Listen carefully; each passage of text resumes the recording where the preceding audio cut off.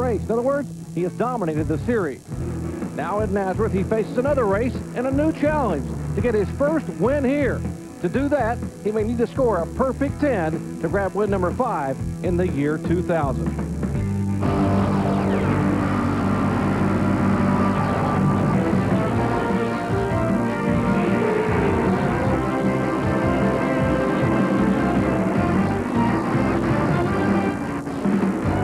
ESPN, the worldwide leader in sports, presents NASCAR. Today live from this very unique 5-turn Nazareth Speedway in Nazareth, Pennsylvania. It's the 13th annual NASCAR Busch Series Grand National Division Econo Lodge 200.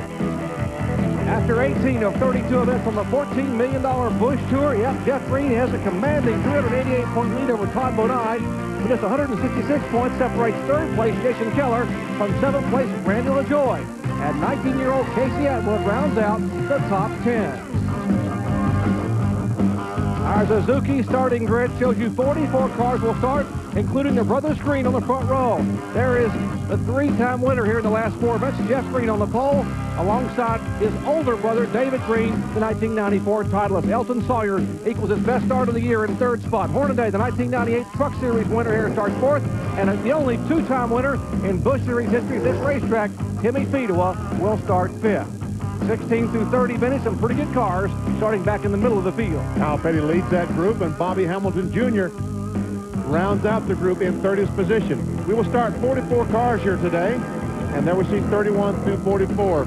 Some of the Busch Norris Series guys back in the latter positions. Buckshot Jones back in 36th starting spot, the 00 car. A 2-time winner on flat 1-mile racetracks. Remember that he could be awfully good here today.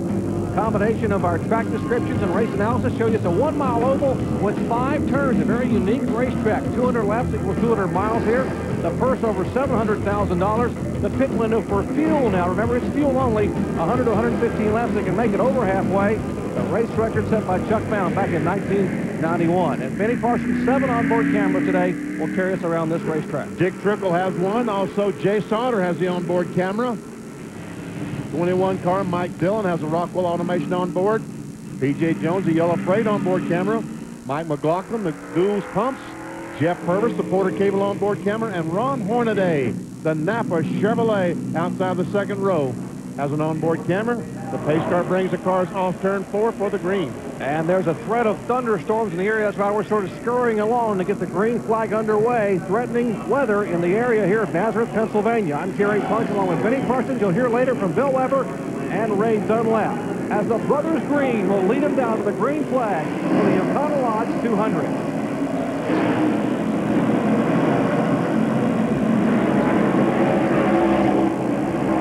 We've got cars down in the grass trying to get started. That's Justin Labonte, the 19-year-old son of Perry Labonte. And Wayne Grubb is a victim on the very first lap. His link belt Chevrolet has some left front fender damage, and the caution is waving to the field as we complete the very first lap of this 200 lap. If these cars will restart single file, and I don't, David Green might have beaten his brother Jeff back to the line. NASCAR will have to make that call. Benny mentioned they'll restart single file. That's the normal policy. Until you begin lapping, you restart single file. That's right. They will not be 2 abreast, as we see Wayne Grubb bringing the link belt Chevrolet around. And, oh, man, a lot of damage. We see the fender is rubbing the right front tire. Let's take a look and see if we can. There's Wayne Grubb right in the middle of the picture. And there he gets turned and he goes down and boom, runs in the right side of Jay Sauter's car. And that's what we saw, all the cars going through the grass trying to avoid Grubb. Mike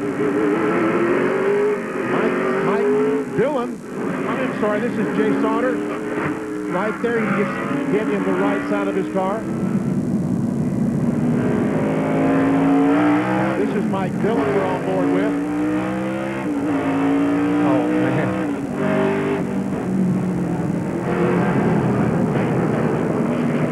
And some damage in the right front there of Jay Sauter's Quality Farm and Country Chevrolet.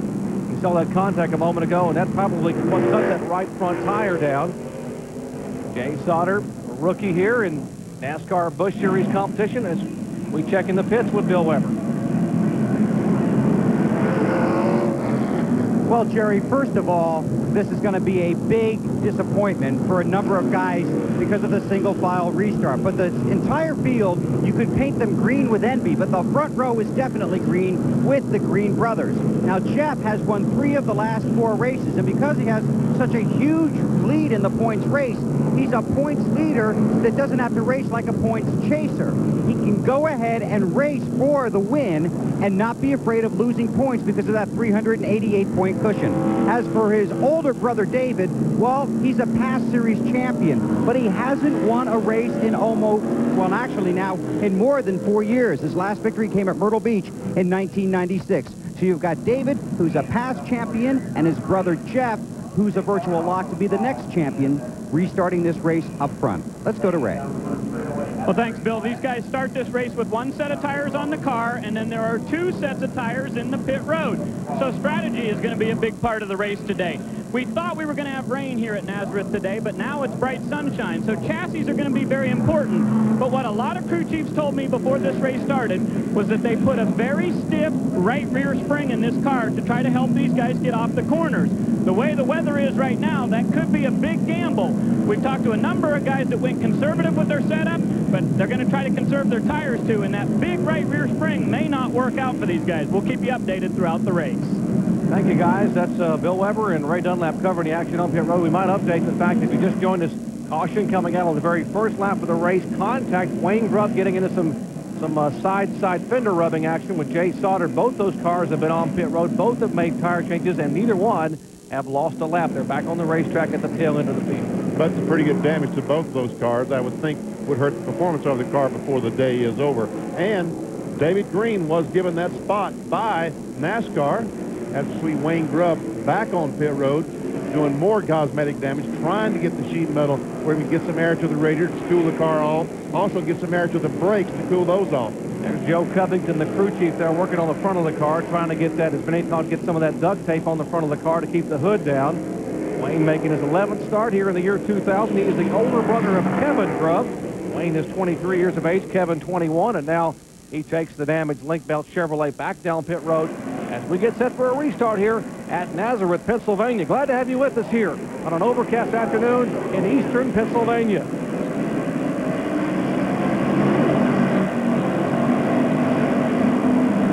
Oh, and already Todd Bodine goes around him. He comes across the racetrack. He may be okay. I don't think we've had contact with other cars now trying to dodge Todd Bodine. There's some significant damage, sheet metal damage on Bodine's car, and it looks like a flat tire as well. The right rear tire is flat on Bodine's car, and so far, no caution flag. A tough break for Todd Bodine as we have a battle for the lead. Be clear, all the way outside. The spring, right there it is. And there's a spring that came out of Bodine's car when he looped around. Looks like one of the rear coil springs came out and bounced off the racetrack, and NASCAR spotters have pointed it out. They'll send a truck out to pick that up as well. So, and there's some debris off of Todd Bodine's car. Todd second in the point standings. Managed to get the car off the racetrack, realizing that they were coming back to take the caution flag, and they would be coming right at him in the middle of the racetrack. And we see some pretty heavy damage to the rear of Todd Bodine's car, and both rear tires are flat. Evidently, on the restart, someone made some contact with the rear of his car. Here we go. There we see Kevin Harvick right behind Todd Bodine. And there is the contact between the two, which spun the 66 of Todd Bodine, the Phillips car, around. And the right rear tire just quickly goes flat. I guess that he knocked the fender in on the tire when he made contact with the rear of the car, and the sheet metal cut the right rear tire down. Well, just that quickly, we are working our second caution flag of the day with just 5 laps complete here at Nazareth, Pennsylvania. Back with more live coverage in a moment.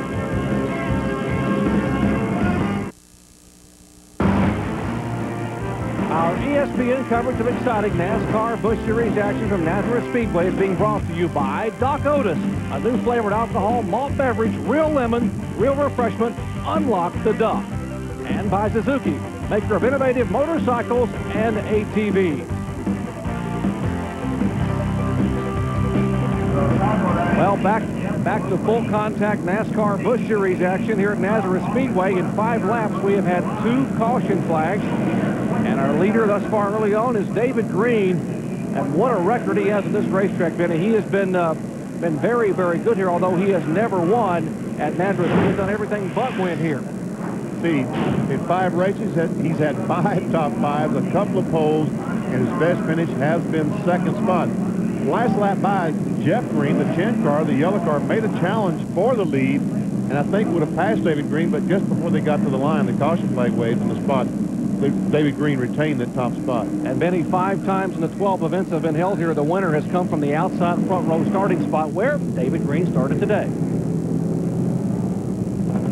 Let's check in the pits where Ray Dunlap is caught up with Todd Bodine. Well, Jerry, this race car is called Twister, and it's a bit twisted up right now. It's had some good runs on short tracks this year, and Todd was looking for a good run today. What happened out there, buddy? Just typical. I don't know. Kevin running the back of me, going through the gears. I guess the Childress bunch has been on too much horsepower and run over me, but it's just typical. I guess I'm not meant to win this points race. This is the 3rd time I've been close to it and just can't get there just because of luck like this. I mean, the car was real good. It was good in happy hour. We had something to run with Jeff Green with, and now here we are in the garage with a tore-up car again. It's a shame. Phillips 66 team do a great job every week. We figured these tires out.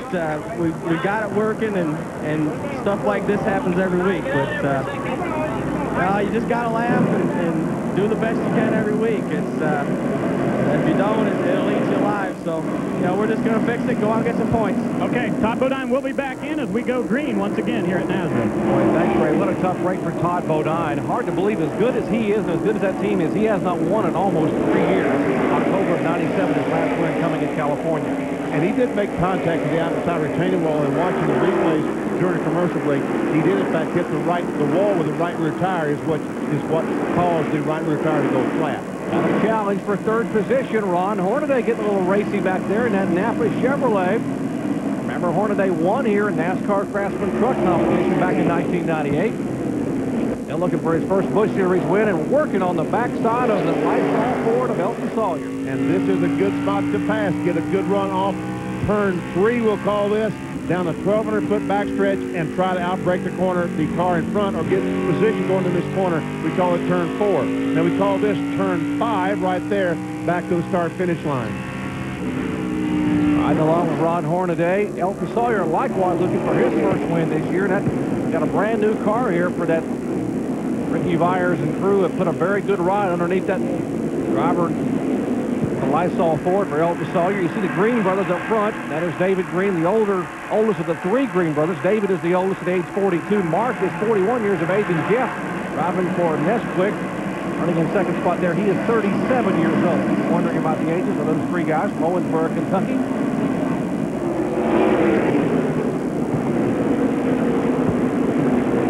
You see the Tony Raines automobile, the Bayer car going down pit road, who just made an unscheduled pit stop. And look at David Green. He is pulled away by ½ second over Jeff Green. And everyone keeps talking about the 10 car, folks. The yellow one in 2nd place is supposed to be the car to beat here this afternoon. Every practice he has been the fastest car. He was the fastest qualifier. But right now he's in 2nd spot behind his brother. Napa field summary showing you where your favorite manufacturer is running. You see the Pontiacs. The lead Pontiac is the Joe Gibbs Porter Cable Pontiac of Jeff Purvis. And we've got some crash. Couple of cars gone down in turn 1. Nobody right on you. Just wave them off. Nobody right on you. Look for debris up. That's Bobby Hamilton Jr. in the 26 car. It's up against the wall. The car that you see sitting there's Bobby Hamilton Jr., the 26. The car that you see is Chad Chapman, the 77 Lear car, pointed towards the infield. Hamilton Jr. looks like he has his car trying to move the car as soon as traffic clears. Both these drivers neither one of these drivers had ever raced here at Nazareth Speedway before, both making their inaugural Busch Series visit. Let's see if we can see what happened. Up in front, we see that looks like some contact between Chapman and Bobby Hamilton.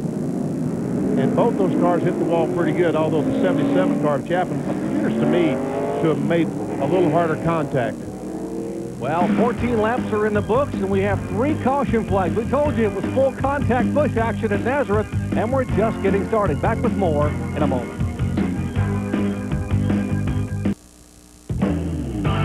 In last year's inaugural event, the combination of Michigan Speedway and the NASCAR Craftsman trucks proved to be a huge hit. Next weekend, the stars of the NASCAR Craftsman Truck Series return to the Irish Hills of Michigan to tackle one of the fastest tracks on the schedule. And Greg Biffle hopes that it will be a homecoming celebration as he tries to defend his Michigan 200 title. Don't miss any of the action next weekend as the Michigan 200 comes your way. Next Saturday, July 22nd, 1:30 Eastern Time, 10:30 Pacific. Live coverage of the NASCAR Craftsman Truck Series action on the 2-mile D-shaped Michigan Speedway in the Irish Hills of Michigan. For more, log on to ESPN.com, a part of the Go Network, go.com. And an exciting NASCAR Truck Series action event here yesterday, the Chevy Silverado 200 and Dennis Setzer.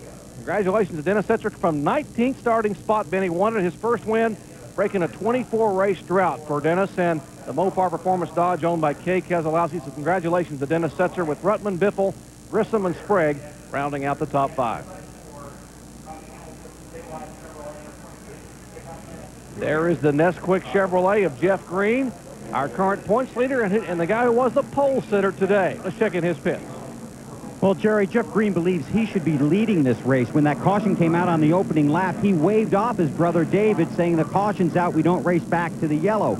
But David got by him anyway and has led all the laps since. So Jeff Green still does not have the 5 bonus points for leading a lap, despite the fact he started from the pole. Now, his car is not very good right now. Basically, it's tight, but it does want to break loose. He's not getting a lot of grip on the racetrack. His crew chief, Harold Holly, is blaming that on the fact that the modifieds were the last cars on this track yesterday, and there's still some rubber from their tires on this track. Once that clears up, we look for the 10 car to get a little better, and that's his brother in front of him. I wonder if he's going to let him by to get those 5 points. We'll wait and see. Let's check in with Ray. Bill, one thing to keep in mind here today, we've seen a lot of cautions already. 13 drivers are making their very first Busch Series start here at Nazareth, and 4 other drivers just making their second ever start. This is an awfully tough racetrack, and with all this inexperience out there, we may see more cautions yet. There's the car number 77, the Lear machine, Chad Chaffin, making his first visit to Nazareth, Pennsylvania. 2-time track champion at Nashville Speedway, short track ace. He was involved in that 3rd caution flag today where he and Bobby Hamilton Jr. had some contact entering turn 1. Still early on with just 17 laps completed here at Nazareth. It's been a slugfest so far. Back with more live coverage in just a moment.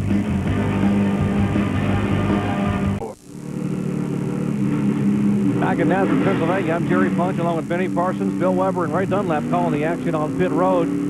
Show you our Napa Field summary here early on with just 19 laps complete. David Green leads the brother Green battle up front. David and Jeff, first and second spot. You saw the top 5 there. Still 39 cars on the lead lap, although we've already had 3 caution flags here in the first 15 laps of this one. Look at Austin Cameron back in 26 spots. Started 40th. That's what those parentheses on the right means, is where they started. And he's gained 14 spots already with very few laps under green flag conditions. See, back in 39 spot, Buckshot Jones, the 00 car, he has been on and off pit road, I guess. They might have gotten some front end damage from one of those restarts a minute ago. Yes, what happens is when you have a crash, the cars in front of you start slowing down to try to avoid the crash, and pretty soon you have a chain reaction. About the 10th place car runs in the back of someone, and that's what happened to Buckshot. He ran in the back of someone. They're trying to get some radiator opening so we can get some air in to cool the engine off. All right, David Green will lead him down for the restart here on lap 21.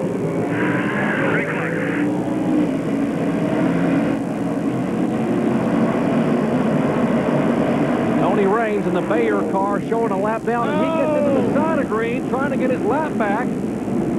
Gets David Green out of shape. He goes by. Green gathers it back up, but he will lose at least 3 or 4 spots. Ron Hornaday has moved into the 3rd position. Now he's on the inside of Elton Sawyer, battle for 2nd spot.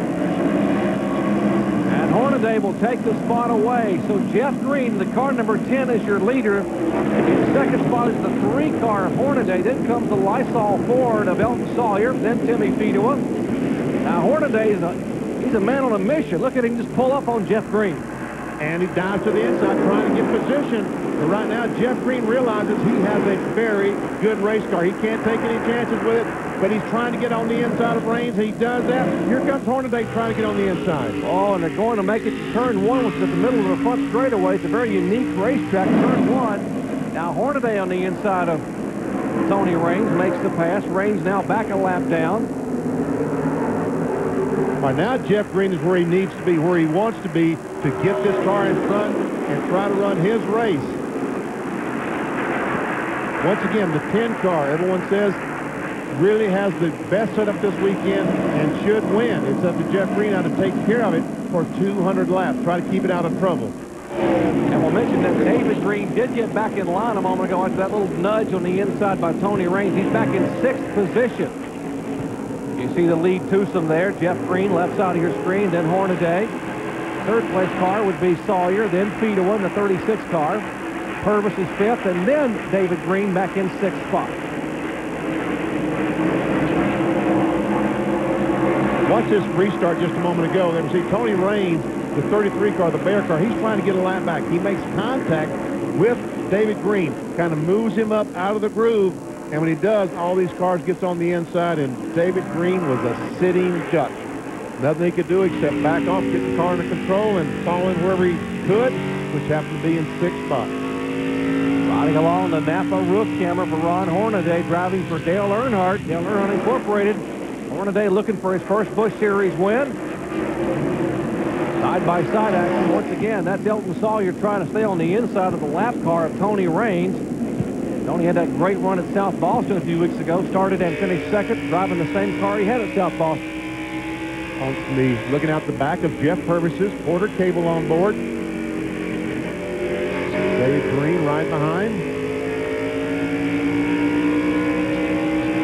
Goes by the start-finish line. Backs off to make that little kink. As Tim Fedewa goes by Tony Raines. Now Purvis is on the inside. That's car number 4, the Porter Cable Pontiac. The Purvis, another team that's really doing well, Benny. Doug Reichert, the crew chief there now for Jeff Purvis. And of course, Purvis coming off that great second-place finish at Milwaukee 2 weeks ago. There is David Green making a move inside of Raines, and here comes Kevin Harvick. He will try to get beneath last year's Rookie of the Year.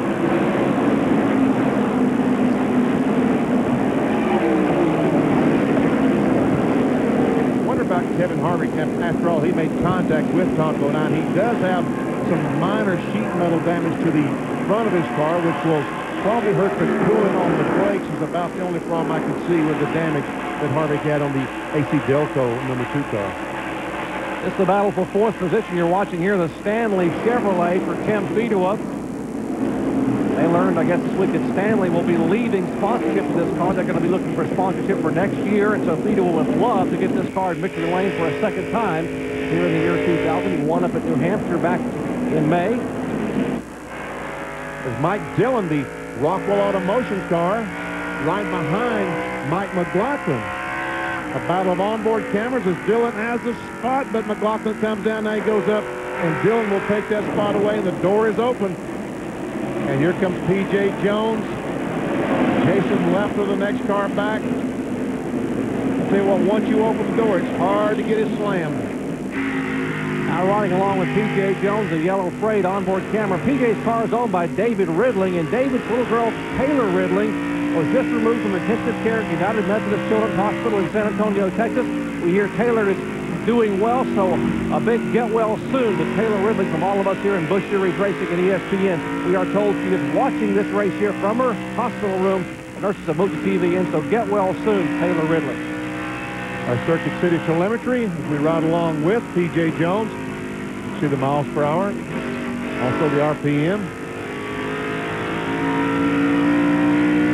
Down the backstretch. P.J. finished 2nd here in a card event, Card FedEx Championship Series event here last year in the open wheel competition, driving a champ car. So likes this racetrack and run well.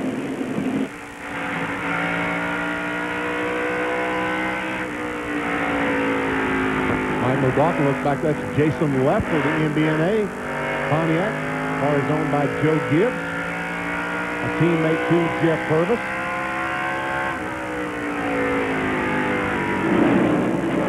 McLaughlin's crew chief is Scott Zippadelli. Yeah, he is the younger brother of Greg Zippadelli, who's doing a pretty good job for Tony Stewart and Show Gibbs in Winston Cup racing.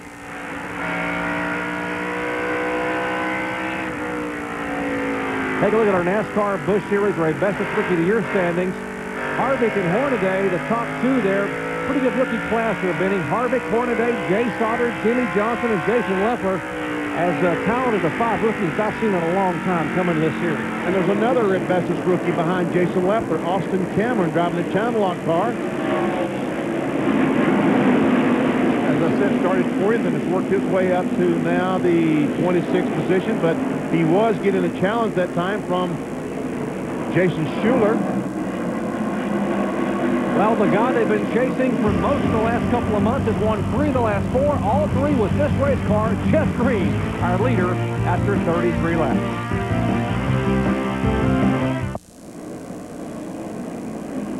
Welcome back to the Econo Lodge 200 here at Nazareth Speedway in Nazareth, Pennsylvania. I'm Jerry Punch along with Benny Parsons, Bill Weber, and Ray Dunlap, giving you live Busch Series action. The Nesquik Chevrolet, Jeff Green, our pole sitter, currently has about a 1.5-second advantage over the second place car, the number 3 there of Ron Hornaday. There's Hornaday, trying to get his first win and best finish of the year. There's a separation between Green and Hornaday in second position. Then about 6 seconds, Benny, back to the third place car. That's Elton Sawyer and a group of others. Well, these 2 cars are just absolutely pulled away from the rest of the field. You're right. 7 seconds is quite a difference on the racetrack, especially in just 40 laps of competition. Jeff Green, having won 3 of the last 4 events that the Busch Series have held, one at South Boston, Myrtle Beach, and Milwaukee. All 3 of those wins coming in this same car. This car has 19 races on it. I'm told it's rarely, if ever, finished out of the top 10. I think I'd keep that. That is definitely a keeper.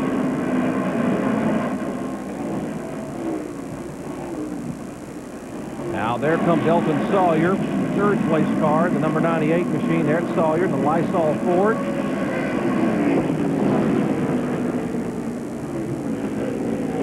Seven consecutive top 10 finishes. Been very, very consistent. We're talking about Elton Sawyer and the Brad Aikens on machine. There is Tim Fedewa and the Stanley Chevrolet, the only 2-time winner in Busch Series competition here at Nazareth. There's Jeff Purvis and David Green back in the 5th and 6th position. Purvis back on the gas. Now back off the gas. Now back on the gas. There's the Wayne Grubb link up car that has some damage.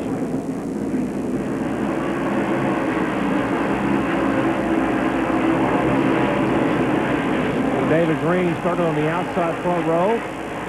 That little nudge in the restart here a little while ago by one of the lap cars of Tony Raines got him out of shape. He ended up back in 6th. There's Kevin Harvick, leader in the Rookie of the Year standings. He has been so very close to getting his first win this year with a 2nd place finish and 2/3. Driving for Richard Childress, the AC Delco sponsored car. 1998 Winston West Series champion. Randy LaJoy, the Bob Evans record #1 car, who runs so well about any of the racetracks in the NASCAR Busch Series, but especially here at Nazareth. Coming off a top 5 finish at Milwaukee. He picked up a win back in April at Nashville, Tennessee, looking for his 2nd win of the year. And then Mike Stefanik, the Coyne Textile Services number 90 car. Good run for Stefanik tonight. Well, give a call to Mike Stefanik. You talk about a driver and a team that's looking for the future. They're going to run the whole series next year. And heavy contact for Michael Rich. His car number 55 showing a lot of smoke and some front-end contact. No caution flag thus far, so Michael Rich. What did he hit? Oh, it hit another. He's going to hit the 0 car and straighten him out. That's Johnny Rumley, and then he goes down and gets in the inside wall. It looked like he had made contact with another car, and I see it was the Alumni Motorsports number 0 of Johnny Rumley. So Michael Rich's car has damage. Here's Johnny Rumley bringing the number 0 on the Ohio State Buckeyes. Alumni Motorsports, and Jim Lachey, I'm told, is here, one of the owners of that car. So watch that car race today. And there comes Michael Rich, his car number 55, the car owned by Jerry Davis and Tony Waite. Skip Eiler and the crew will have a lot of work to do on that car to get it back on the racetrack. They're also looking for a sponsor to run full-time next year. We stay green flag racing as the action in the pits now is to repair some damage on the rear of the 0 and the front of the 55. 10th place car, the 63 car of Mark Green, Exxon Superflow Chevrolet. This is the Hensley car out of Virginia. And our next car back is behind Mark Green is the 57 car. That's Jason Keller, the Excedrin Chevrolet. This is a team car to Jeff Green. Jason Keller, 4 wins in Busch competition, including one back at Dover, Delaware last month. He won back in June. And behind him, a good run for the Sprint Chevrolet for Kyle Petty. Only his 3rd start in Busch competition this year, coming off an 8th place finish in Milwaukee. I talked to Chris Hutchins this morning. He said when Kyle got here, he said he went on the racetrack with tape on to make some qualifying runs, and Kyle said, I'm kind of lost. Let's take some tape on. Let me ride around the racetrack because I'm lost. I don't know where these corners are. So they did. He rode 4 or 5 laps. He showed me now. And I go, we all 3 wide in front of the leader. Ooh, that was so close. That was the 12th car. And Hornaday slides through and takes the lead. As Jeff Green backed off, Hornaday went around John Preston and below Jeff Green. And the Napa Chevrolet makes a slick move here on lap number 50 to take the lead. How about that? And Hornaday is trying to lap Dick Trickle car, gets off under him on turn 2. And goes by the Snyder car. And that was heads up driving on Ron Hornaday's part. He saw the opportunity and jumped in there and took the lead and is driving away right now from Jeff Green. Like a bulldog chasing a pork chop. Hornaday was not going to be buckled back at all. Green backed out of the throttle because of the possible contact. And Hornaday just basically split the difference right between them. The Napa Chevrolet, Ron Hornaday and Dale Earnhardt Incorporated showing the way at Nazareth. Again, let's show you what Ron Hornaday saw here a moment ago. Comes off to turn 2, down the backstretch, turn 3, going into turn 4. And there we see the 3 cars abreast. Green backs off. He has the Dick Trickle car on the outside. Jeff Green had to back off, and Hornaday just drove his car between 2 spots, 2 other cars to take the lead. Well, now let's see if Jeff Green can run him down. Everyone's been talking about how strong that 10 car was. Let's see if he'll show us some of that muscle. He's reeling in Hornaday down to about 3 car lengths. It was about 5.5 car lengths after the pass was made a moment ago.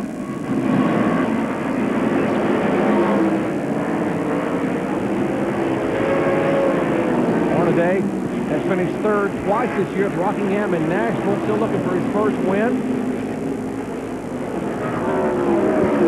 Buckshot about to go a lap behind. You see the damage to the Cheez-It 00 in the front. Hornaday gets on the inside, gets position.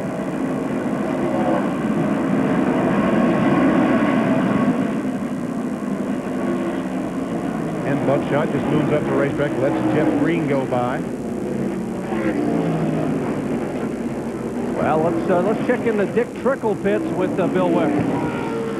Well, first of all, just want to update everybody on Jeff Green's situation and the fact that he is very disappointed with Trickle. Now, this track is tough enough when everybody's on the lead lap, but it narrows up even more when you get cars falling off the lead lap or you have to go around lap cars. Green came across the radio clearly blaming Trickle for holding him up, but his car is better on long runs. They did calm him down on the radio. Hornaday's car just a little bit tight, talking about an air pressure adjustment when he passed.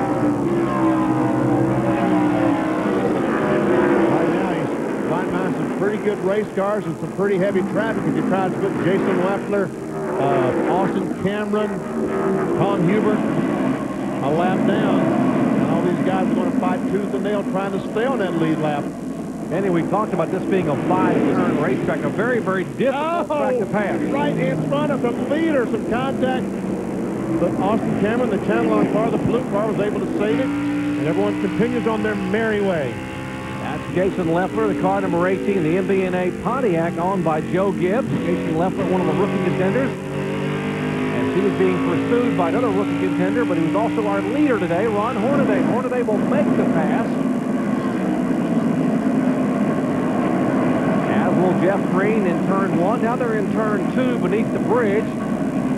Talked about a 5-turn course. They're actually coming off turn 3 now, headed up, down the back straightaway. We're talking about downhill on the back straightaway. There is turn 4. And then we'll come out of turn 5 to show you the 5-turn course they're competing on here at Nazareth, Pennsylvania. Hornaday, our leader. Back with more in a moment. Ron Hornaday is a Busch Series rookie. He, along with fellow rookie Kevin Harvick, have experience here at Nazareth. In trucks, that is. Hornaday raced to victory lane here back in 1998. But the number 3's best finish this year is a 3rd, and the number 2's is a 2nd. Today, they both hope to better their season's best. And a good run for both of these guys, as Kevin Harvick has been very impressive in his rookie season. 4th in points, and keep in mind, folks, his team did not qualify at Rockingham. But all eyes today have got to be on Hornaday. Remember, Dale Earnhardt Jr. got back-to-back championships in the 3-car with 13 victories in the last 2 seasons. So when will the 3-car win again? Well, it could be today. But if he's going to do it, he's going to have to beat Jeff Green, who has just recently retaken the lead. And I was told this car number 3 that Hornaday is driving was Dale Earnhardt Jr.'s favorite race car. It's the one he won most of his short track events in, including his last short track win at Richmond last fall. And right now, Jeff Green has gotten by Ron Hornaday and is just driving away from him. Right now, the Nesquik car, no doubt, is clearly the class of the field. Just a moment ago, here's what happened. Hornaday was the leader, and as you heard Benny say, watch the Nesquik Chevrolet at green. They come off the corner. Jeff Green got position on Hornaday. There was nothing Ron could do except try to drive back under him, but he could not get far enough along. And watch as Jeff Green coming off that corner just pulls away from him. Jeff Green, we're talking about how strong the car is. He has a Roush power plant on that car. Roush, normally known for building Ford engines, builds the Chevrolet engines for this PPC racing team of Jeff Green and Jason Keller. And that's pretty potent. Roush has a pretty good record for wins this year in the Busch Series. As a matter of fact, during the Pepsi 400 weekend, Roush had a clean sweep. Kurt Busch won the truck race with a Roush truck. Jeff Burton won the Winston Cup, the Pepsi 400 in a Roush car, and then Jeff Green won the NASCAR Busch Series race at Milwaukee with Roush power. And take a look at what's happened in the Busch Series with Roush engines this year. Jeff Green has won 4 times. Mark Martin has won 4 times. Jeff Burton twice, and Jason Keller once.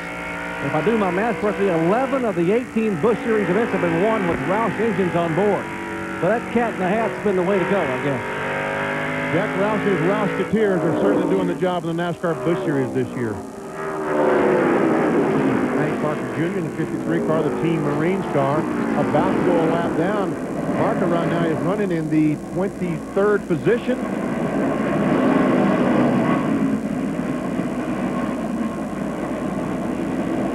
Battle for 9th position, Mark Green, another one of the Green brothers getting a little bit of racy. That is the middle brother, Mark Green, the Exxon Supraflow Chevrolet, going by the 34 car of David, his older brother. There goes Jason Keller right along with him. Gotta wonder if David's got a problem. He's been dropping back a little bit. I imagine right now the chassis is just not exactly what David Green needs, because, yes, he's falling back about 15.5 seconds behind his brother, Jeff Green, the leader. David Green, the AFG Glass Chevrolet out of Owensboro, Kentucky, the 1994 Busch Series national champion. Trying to hold on to the 11th spot behind him will be the car number 30 of Hermie Sadler. There is the 36 car of Tim Fedewa, currently being shown in 4th position, riding very patiently in 4th spot. Tim said that the key to winning here, and he ought to know he's won it here twice, is to be very patient in the first half of the race. Jeff Purvis, our Porter Cable on-board camera. He's back in this 5th position as Fedewa, 4th place, goes by the Grubb, the Link Bell car. Now he looks over and looks back, and he has cleared the Wayne Grubb Link Bell car. Now his windshield, you see Tim Fedewa's car number 36 in 4th position. You're riding along again with Jeff Purvis, Joe Gibbs on car, Porter Cable Pontiac.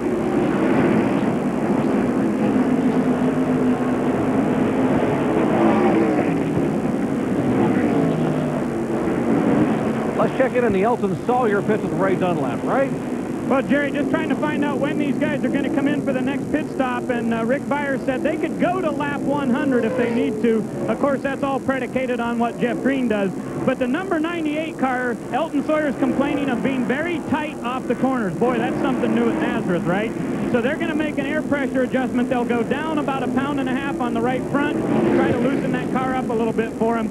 Elton holding his own back there from 4th to 6th place, but boy, they can't do anything with those front 2 cars.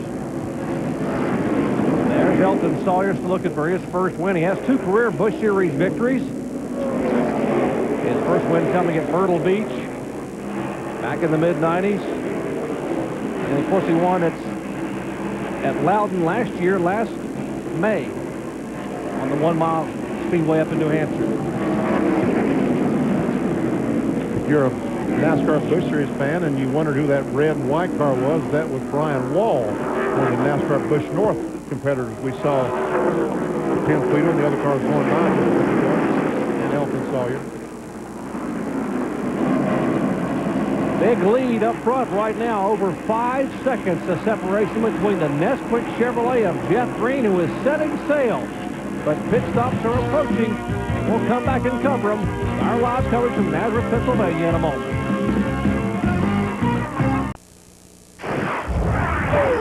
Roberto Moreno stormed into the points lead by virtue of his first career pole and first career win 2 weeks ago at Cleveland.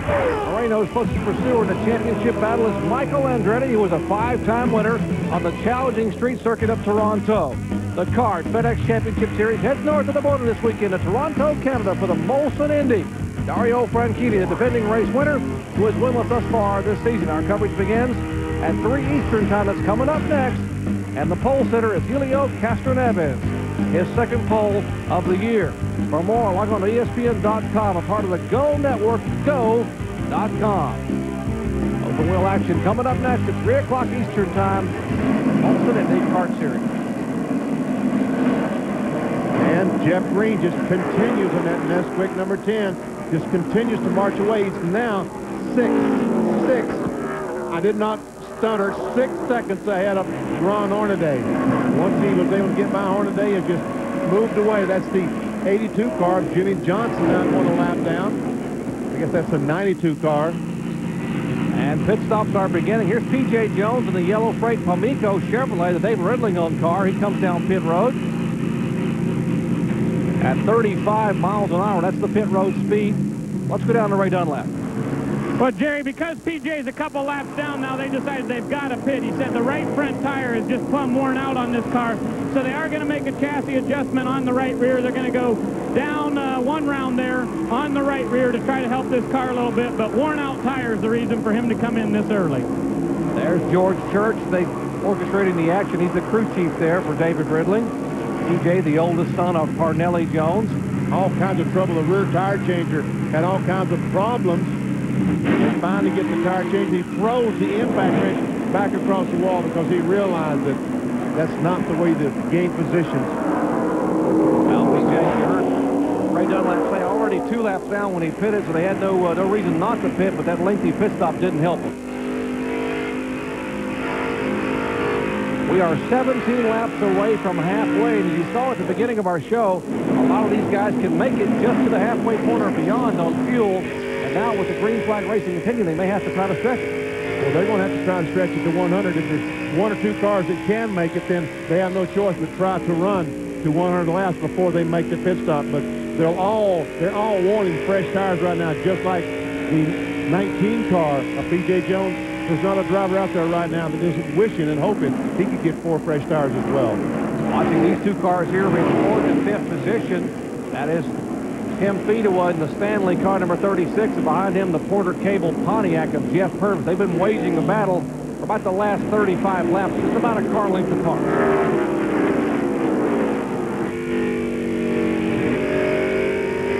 And Purvis gets a great run off this corner. Can he get position? Looks like he might, and yes, he takes this spot away. Jeff Purvis coming off that great run. He qualified second and finished second at Milwaukee 2 weeks ago, his best run of the year. Take the spot away, now being shown in 4th position. Jeff Green is our leader. If you just joined us, Ron Hornaday, the rookie, in 2nd spot in the Napa Chevy. Lysol Ford for Elton Sawyer is 3rd. And this car, number 4, is 4th. That is Jeff Purvis with a 36th of Tim Feedaway in 5th. And Kevin Harvick in the car number 2. There comes Harvick getting his screen, pulling up on Feedaway. He is in 6th position.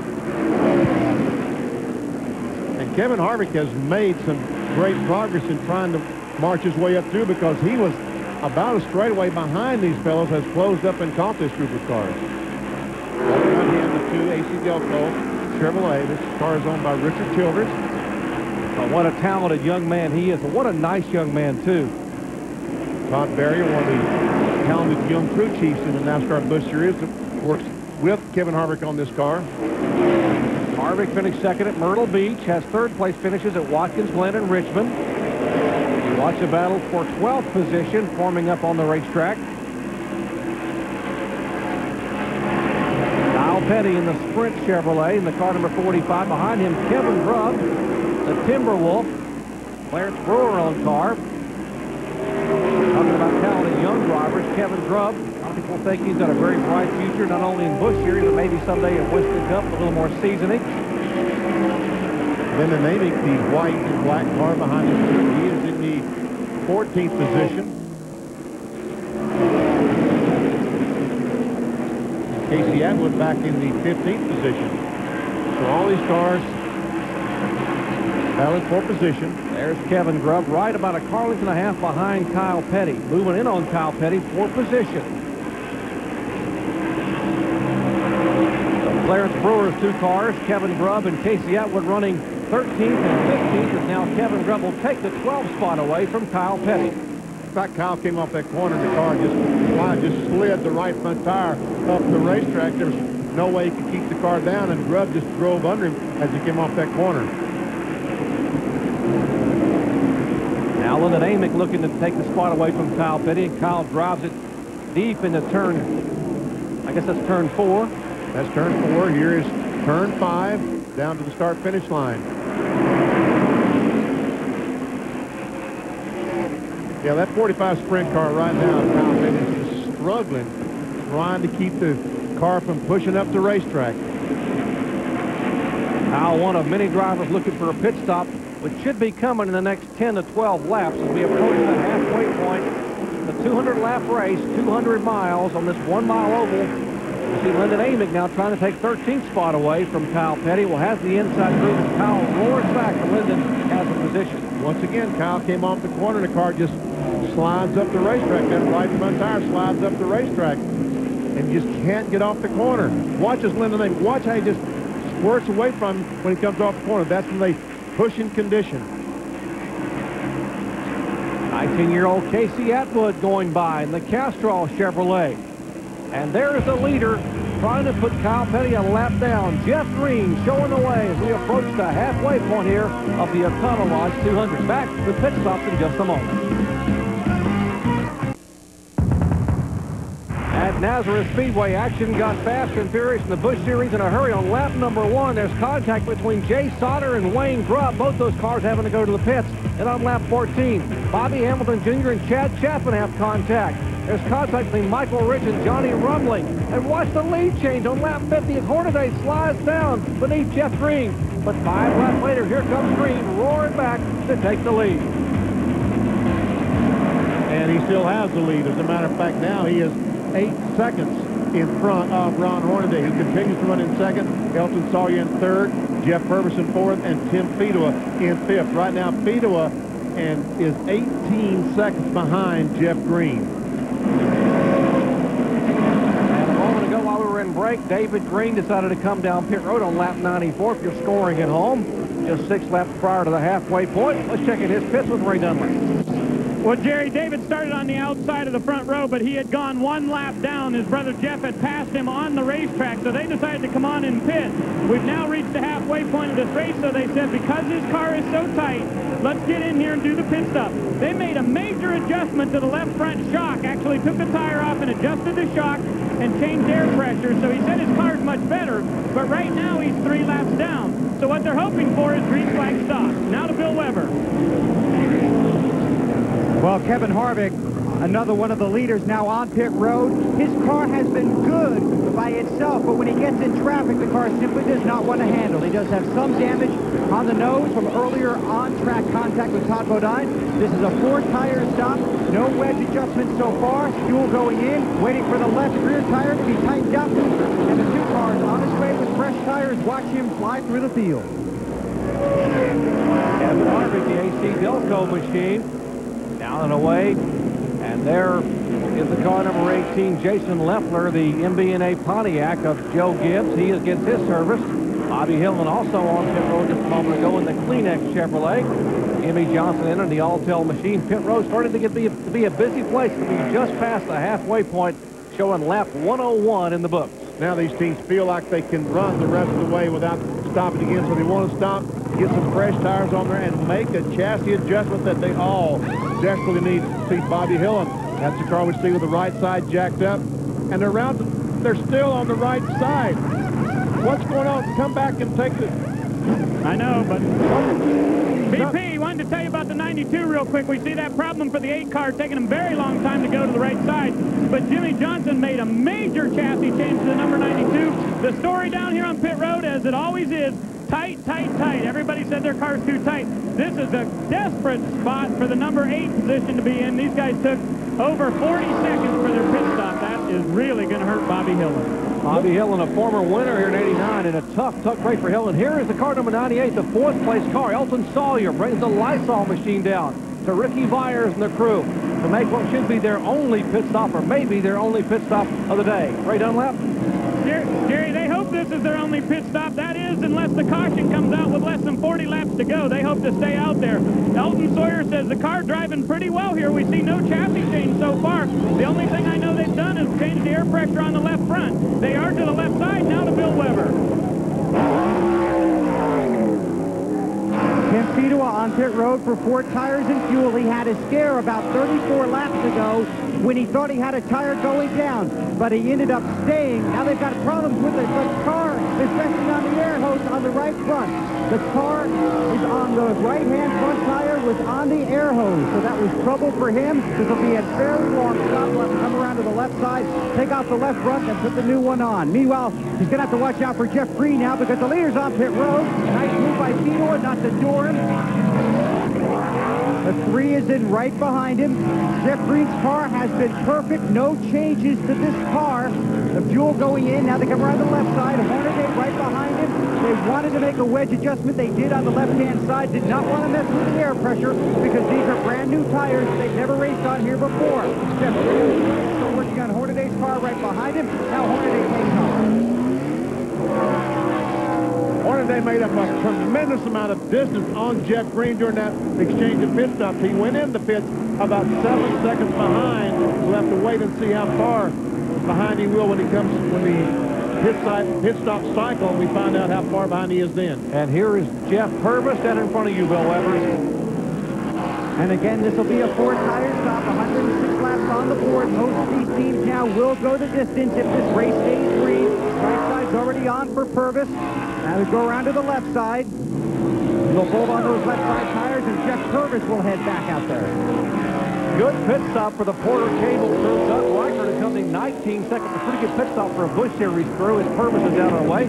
Here is Hermie Sadler in the Little Trees car, the George Debenaro machine, right? Well, Jerry, they're also looking for a big chassis change here. They're going to go in one round the wedge on the right rear there, and they made an air pressure adjustment also on the right rear. These guys all trying desperately to loosen these cars up.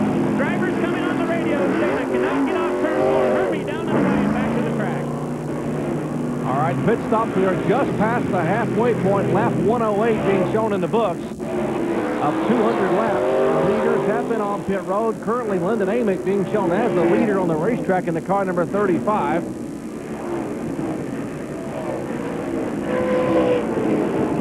And we see Lyndon Amick now is going to make his pit stop. He comes off the racetrack.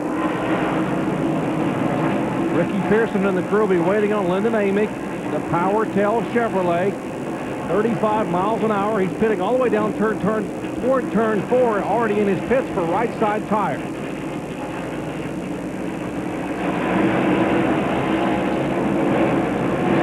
So far, so good. Left side's up. Good pit stop for Amick's crew. Larry Pearson and Ricky Pearson and company, 17.8 seconds. And we have a caution flag as Mark Green is spun, and we see some flame in the back of the Exxon Superflow car.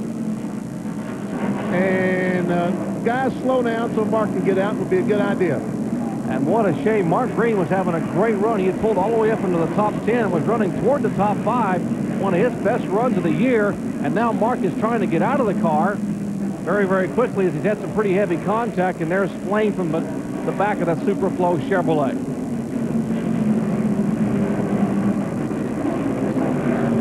There comes the safety crews out there trying to get to the car. The field trying to get woed down so safety cars and fire trucks can get out there to the Exxon car, the car owned by Hubert and Jeff Hensley.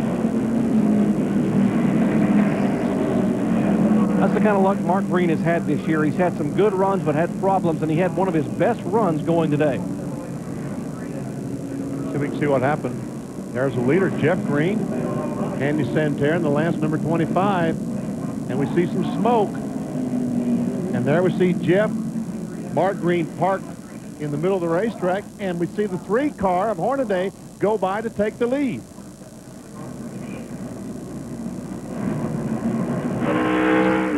This is Jay Sauter.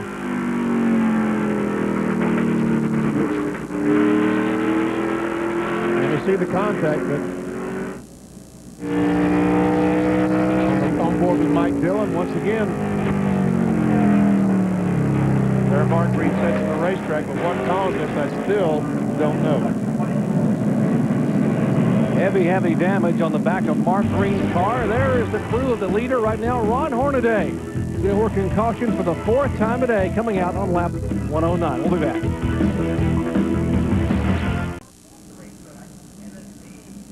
Back at Nazareth Speedway, Nazareth, Pennsylvania, the hood up on the Snyder Trucking Chevrolet, the Jimmy Spencer-owned car of Dick Trickle. What happened to Dick Trickle? Well, just a moment ago, during the pit stops, he had problems on the racetrack. We'll show you.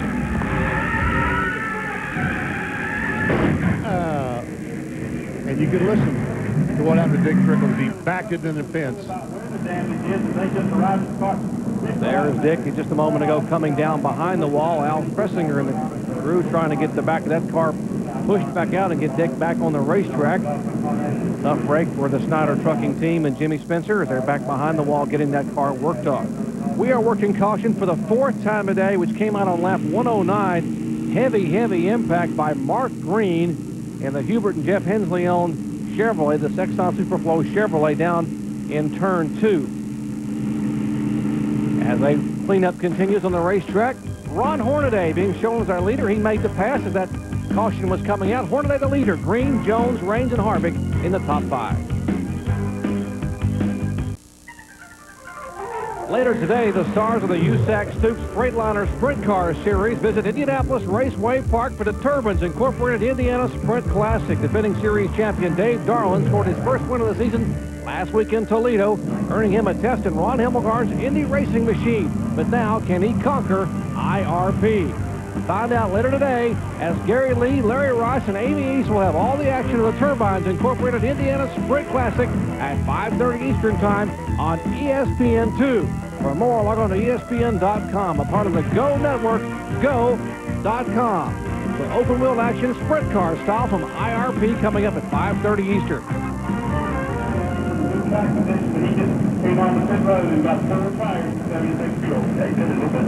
Now, a reminder, we're working the 4th caution flag of today. A moment ago from an incident involving Mark Green. Here's our Napa field summary showing you Ron Hornaday is our leader at lap 114. Jeff Green, Raines, Harvick, Purvis, and Sawyer in the top 6.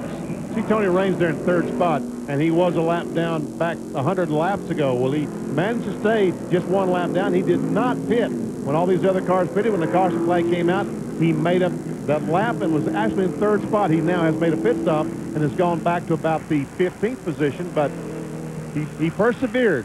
Way to go, Tony. And Buckshot Jones also getting back in the lead lap by not coming in a moment ago. You saw there were 17 cars in the lead lap, with Jay Sauter, the last car on the lead lap in the 43 machine, the Quality Farm and Country machine. There is David Green on pit road as the crew now looking beneath the rear of that car. P.J. Jones, a yellow freight Pamico Chevrolet, and right rear tire getting away. They're rolling it back toward the pit wall to some of the crew.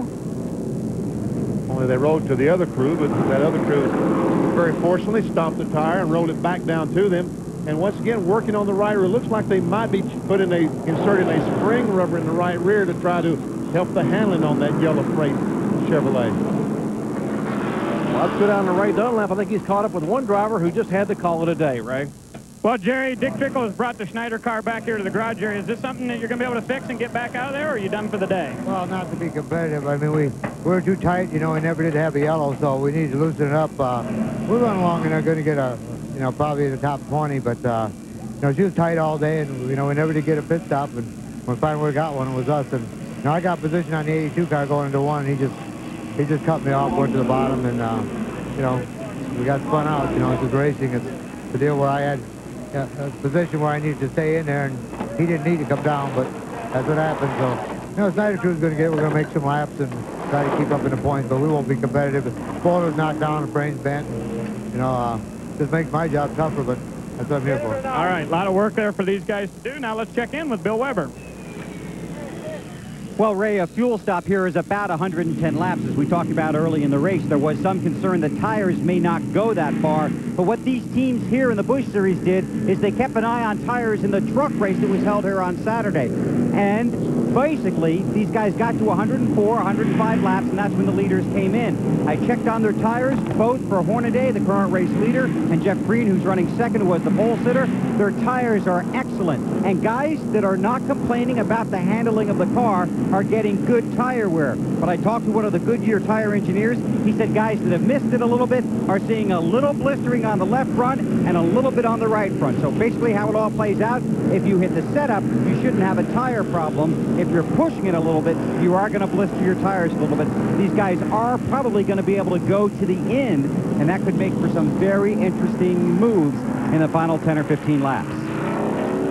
You're right along with Ron Hornaday. You see the Napa Auto Parts sticker. You also see the 42 sticker there because everyone here in NASCAR Busch Series racing trying to salute one of their fallen comrades, Kenny Irwin, who lost his life just recently here at an incident up in New Hampshire. And Kenny competed in NASCAR Busch Series competition 9 times this year, and all these cars carrying stickers in memory of and with thoughts going to Kenny and his family on this tragic loss for NASCAR racing. Kenny Irwin sticker there in the middle of the dashboard for Ron Hornaday, our leader. We are showing 117 laps in the books as we get set for a restart. Great crowd on hand here under sunny skies. The sun has popped out now. It was overcast early today, and there have been a threat of thunderstorms all around the eastern Pennsylvania. But the crowds have come out. The sun has come out as Matt Abernathy's going to bring that green flag out in one lap as we get set for a shootout here in the second half of this NASCAR Busch Series Econo Lodge 200. Now, after these cars have made their pit stops and made their adjustments, it's interesting to see if Hornaday can do anything with the 10 car of Jeff Green. Right now, Hornaday is in front. Can he keep Jeff Green back there? And if he can't, can he keep up with Green once he gets by? And what about the lap cars? We saw a little while ago lap cars having trouble on the restart of that dog leg at turn 1 here after past the start-finish line. That could be a problem for the leaders because, you know, Mike Dillon and Mike Stefanik want to get their cars back on the lead lap if they can. They're running in 17th and 18th spot, respectively, inside of the leaders, Hornaday and Green. And Mike Dillon, the 21 car on the inside leader, has had a pretty good race car. Had to start we're right along with Dillon right now. He had to start at the rear of the field because he had to go to a backup race car, but he's been pretty good. Let's see if he can stay in front of Hornaday. All right, rookies running first and third. As we go back to Green, Hornaday, Green, and Harvick in that order.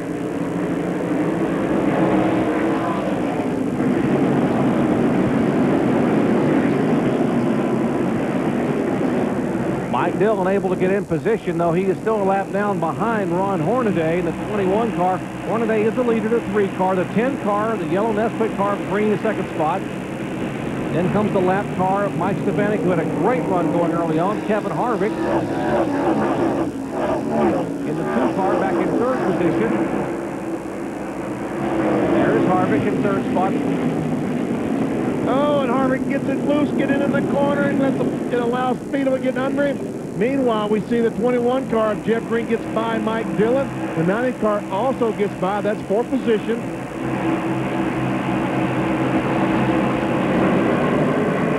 And Speedo has taken that spot away from Harvick, and here comes another car on the inside.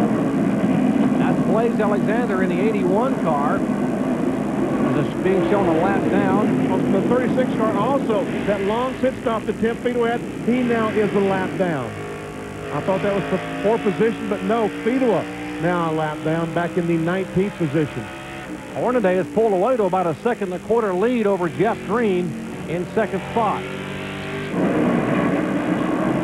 Here comes the car that's trying to chase down Kevin Harvick. It's the 4 car that we're right along with on Jeff Purvis. There's Elton Sawyer right behind Purvis, the 98 car. Purvis is in 4th spot. Elton Sawyer is 5th, and Jason Keller is 6th. Meanwhile, the cars flash by. There is Purvis in the Porter Cable Pontiac being shown back in 4th position.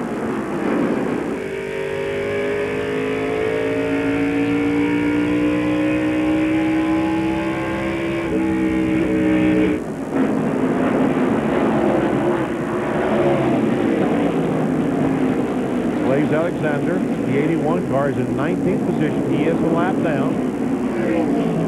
The 2 car is the 3rd place car. The 4 car in trouble. Mike Dillon, heavy contact into the wall, spins it around. And then now we do have a caution flag out. It's Tony Raines. Caution's out. Let him go.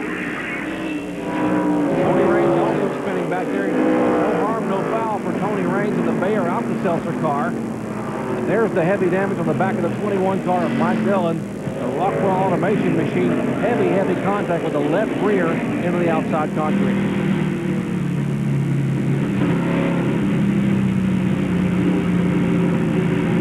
Austin Cameron driving the channel lock car here today. And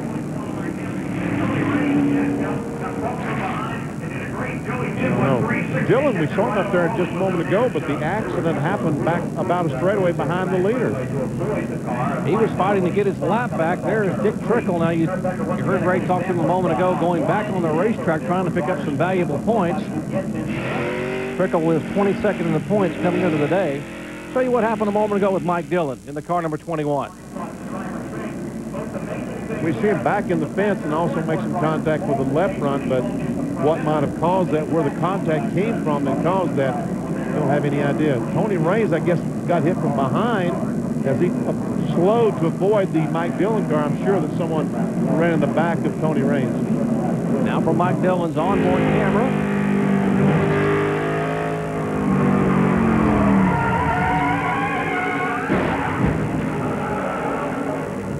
I believe he just got too high, Jerry. I believe he got out of the room. Kevin Harvick in the pits in front of Bill Weber. And Harvick is on pit road under caution with 124 laps on the board. He's going to get him some fresh rubber, basically, and try and make up some positions on the track. They make a wedge adjustment. Now they swing around to the left side. Pull off the left side tires, bolt on fresh ones. So he'll be at the back of the pack here, but he will have fresh rubber and enough fuel, obviously, to reach the finish. Man, oh man, I don't know about that, Bill. He now goes back to 16th position. He was running in what, about the 4th position, and goes back to 16th. It'll really be a struggle trying to work his way back up front. Bill Weber? Benny, I think what some of these teams are thinking about, obviously he wanted to come in and make that chassis adjustment as well, but what these teams are starting to look at now is that caution with 50 to go or 40 to go, and that's when the leaders will have to decide if they're going to come in. I think at that point they probably would. Harvick may not at that point and will be able to gain track position that way. That's a gamble, but when you're not running perfectly, sometimes you have to take it. All right, remember, you're allowed 2 tires per position under caution, so Kevin Harvick has used up his tires. He has no more to go. Under caution once again at Nazareth. We'll be right back.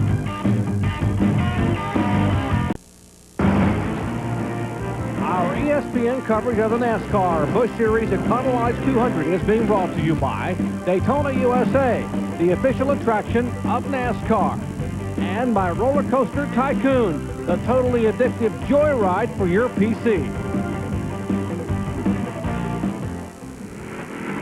On board with Jay Sauter, and he didn't even get started today before someone ran in the side of his car and just absolutely ruined his whole day. Had to make unscheduled pit stops to try to repair the damage. There's Kevin Harvick behind me. And I misspoke a moment ago. Harvick's first pit stop was on lap 100 under green, so he took tires under green. He still has one set of tires left under caution. The NASCAR Busch Series rule is 2 sets of tires under caution. You can have as many as you want under green, so he still has 1 set left. And let's check in on the Mike Dillon situation with Ray Dunlap. Jerry, the first thing I wanted to tell you about Mike Dillon was that they have a brake problem. That's what caused that there. They think the right front rotor may have cracked on the number 21 car, so he's back behind the garage. But right now we have Mark Green here, and Mark, pretty scary incident out there. Tell us about what happened.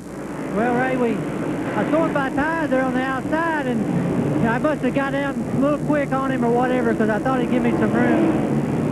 You know, he's been down a few laps, so, you know, I thought he'd give me a little room, but I just come down on him too quick, I guess. You know, the Exxon car was really good today. We found some stuff on the off weekend and make that thing go, and it was really going. So it's really disappointing for me, and I know the guys are really disappointed, but, you know, I think we found something here we can work off from now on this year. Okay, good luck. Top 10 in the finish looked like it was going to be for Jeff Green, but that car done for the day as we're back to green flag racing.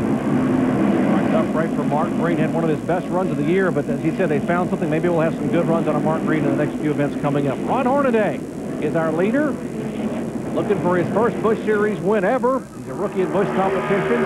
The 90 car Stefanik is being shown a lap down in 17th spot, as well as the 36 car of Fedowa. The second place car is the yellow number 10, Jeff Green. And there's the fresh tires on the car number 2 of Kevin Harvick. You wonder which one of these rookies would get their win first. Harvick has come so close, finishing second at Myrtle Beach, and now he's got a lot of traffic to work, Benny. He came in and took on tires. And Bill Weber mentioned to us during commercial that Harvick had a vibration in the car. That's one of the reasons he came back in and pitted. They were looking at that vibration on the car number 2. And another reason that they felt like if there's another caution flag 40, 50 laps to go, that some of the leaders might pit, they would stay out on the racetrack and get that track position. A very calculated risk on the part of Kevin Harvick and his crew.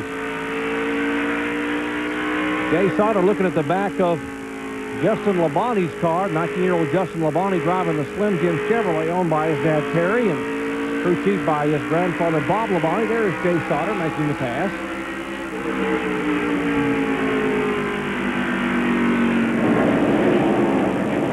And there comes Kyle Petty in the car number 45, the Sprint Chevrolet. Kyle being shown still on the lead lap in 16th position, make that 15th spot as he goes by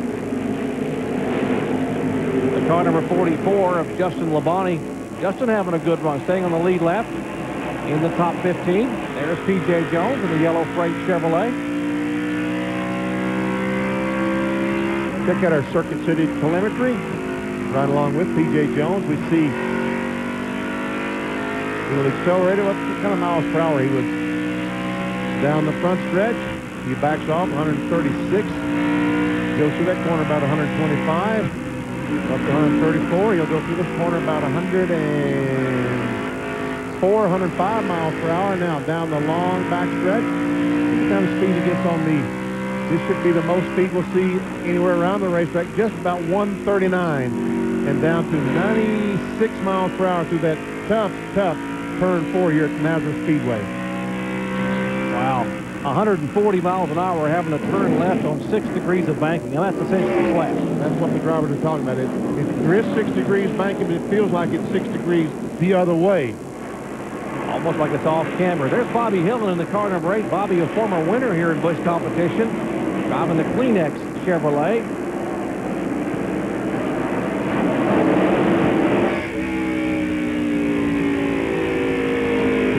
Jeff's up there battling for second spot. Jeff Purvis we're riding along with, and right in front of him is Jeff Green in the car number 10. They are second and third. looks like it's going to take 30 or 40 laps for Jeff Green's this Nesquik Chevrolet. His car's really, oh, we see Lyndon Aiding back. Caution, cars against the wall. Turn 4.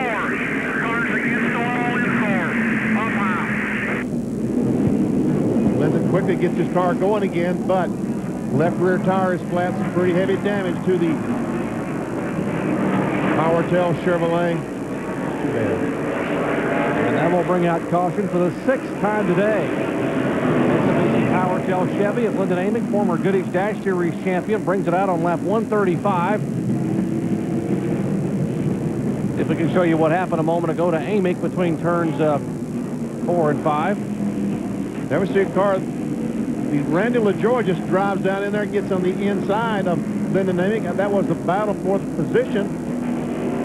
He made contact, and around Amick goes.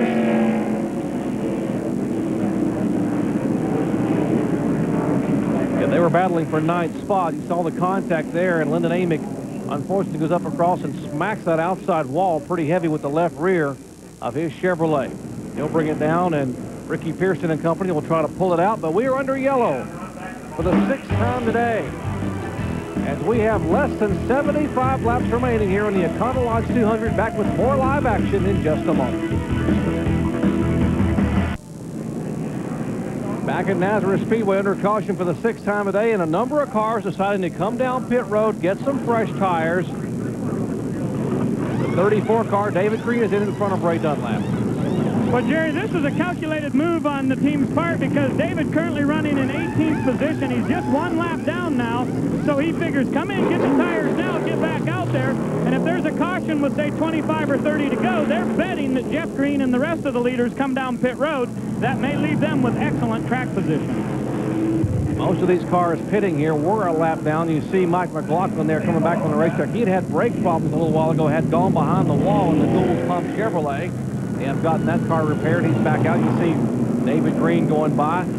Bobby Hill in one of those cars pitting, still on pit road, as a matter of fact, in the 8 car. The only car that made a pit stop that was on the lead lap was Randy LaJoy. We saw him involved with the incident with Lyndon Amick, so Randy brought the 1 car in the pit area. They changed 4 tires, also pulled the right front tire, the fender away from the tire.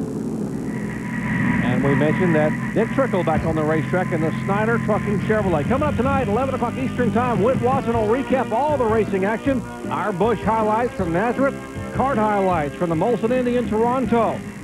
NHRA Mile High National highlights from Denver, Colorado. That's 11 o'clock Eastern Time tonight, 8 Pacific, RPM tonight. Whit Watson will have all the racing action coverage at 11 o'clock Eastern Time. For more, log on to ESPN.com, part of the Go Network, go.com. And speaking of racing, congratulations to Greg Ray on his dominating win of the Northern Light Indy Racing League event last night at Atlanta Motor Speedway. He won it from the pole. And, of course, here yesterday at Nazareth, Dennis Setzer won from 19th starting spot in the Mopar Performance Dodge of Kay Keselowski to break a 24-race drought in the Chevy Silverado 200. And speaking of racing, how about Lance Armstrong, the performance he's putting on over the Tour de France? Incredible performance for him, trying to win 2 in a row over there wearing that yellow jersey. Oh, you're talking about a bicycle race. Oh, okay. Incredible effort by Lance Armstrong in the Tour de France. What an outstanding story that is. Him coming back, battling cancer, winning it last year, coming back. When he went up in the mountains, he took control of that yellow jersey and trying to hang on to win it there in France. We are working caution for the 6th time today, coming out on lap 135 when car number 35, Lyndon Amick, had a little contact with the car number 1, Randy LaJoy. Amick's car getting some significant left side damage. There's the contact. That's turn 3, turn 4, I should say. They go in the corner. There's a contact. We see the cars rubbing. All of a sudden, Amick's car just snaps around, bam, slams that wall. LaJoy was able to continue on. He later on to make a pit stop and check out the damage. Now, Randy LaJoy has been on pit road. Let's check in the pits with an update in Bill Weber. And, Benny, that's exactly why he did come down pit road, to pull that sheet metal away, bang it out a little bit. He got 4 tires, and they used the set there, obviously, under caution. So LaJoy is 14th. He does have new tires, and according to his crew, the car is not in that bad a shape. So LaJoy, this is a good track for him. It's a track where you have to be aggressive when the opportunity presents itself. So keep your eyes on LaJoy here, also watching the 2 car, which has made his way up through the field a little bit, and we've still got 60 laps to go. On that last caution flag, the one we just showed you between the Lyndon Amick and the one car of LaJoy, the 90 car of Mike Stefanik was able to get a lap back. He passed the leader, Hornaday, before the line and is now 16th position, but on the lead lap. Let's check in with Lyndon Amick, who's down there, I guess, with Ray Dunlap. Top 10 run going for you. I know it's awful tough when you get too wide here anywhere at Nazareth. Yeah, it is. You know, I thought I gave Randy plenty of room, and he hit me once, and he hit me a couple more times, and I can't do it. I can only save it about one time. And, you know, I really hate it. You don't have any friends out there, and, you know, I just have to see it on tape, but I thought I gave him room, and I just want to thank, you know, PowerTel and Mitsubishi Wireless. They're behind us, and, man, we were doing what we needed to do. You know, we were terrible at Milwaukee, and we went back to basics and qualified, second best qualifying runner of the year, and running in the top 10. That's where you need to be. You know, it's terrible when you know you're good enough to be up there, and you're running up there, and then just have something happen like that. So, I don't know. Next week, go to Pikes Peak. All right, confidence builder early on for Lyndon Amick here as we get ready to go back to green. He was running in 8th position, and was looking to have at least a top 10 finish, if not a top 5 finish. It's gone away now with that contact there in turn 4. Restart. We get set for the final 60 laps here at Nazareth Speedway. Ron Hornaday showing the way. Jeff Green in second spot. Jeff Purvis is third. There's Hornaday, the Napa Auto Parts Chevy. And Tim Fedewa, 36 car, was lined up on the inside of Hornaday, trying to get position to get a lap back, and Hornaday pulled that patented Hornaday restart, that pole shot, and got position on Tim Fedewa, and Fedewa could not get alongside, cannot get that lap back. I think Hornaday would have been a good drag racer. He's so quick on that throttle with that shifter. Pulled away. There's Ron Hornaday, two-time NASCAR Craftsman Truck Series champion and rookie this year in NASCAR Busch competition. He won here in the trucks back in 1998 for Dale Earnhardt, trying to win here and give Dale Earnhardt his first win with this sponsorship in this car in Hornaday's rookie year. Talked to Ron Hornaday this morning, and someone's talking about we changed a lot of things, found some things. Mark Green talking about they found some things during the 2 weeks off period. Ron Hornaday said in the last 2 races they have found something. He is going to be much better in his second half than he has been the first half. He is showing, speaking of young guns, here's the guy Hornaday's chasing in the rookie points, talking about Kevin Harvick in the car number 2, driving for Richard Childress. We've already mentioned how impressive Kevin Harvick is. Todd Berrier, the crew chief, Will Lind, the team manager there. They are looking for the second half of the season to pick up their first win, and a lot of people think it'll happen probably before the next month is out. Right now, he and Kyle Petty got a really good battle going on. That is a battle for the 10th position. Right in front of them is Kevin Grub in the 37. He is in 9th spot. Oh, Harvick almost got in the back of Kyle Petty, turned the car right, it looked like, to avoid running in the back of Kyle. That's Buckshot Jones. That's also a battle for position. There comes David Green, who just pitted a little bit ago. Back on lap 138, came back in the pits. David was being shown a lap down in 24th position, but he's trying to pick them off one by one. And as you heard him say a moment ago, hope that the leaders will pit with 30 to 40 laps to go, and he can be back on the lead lap.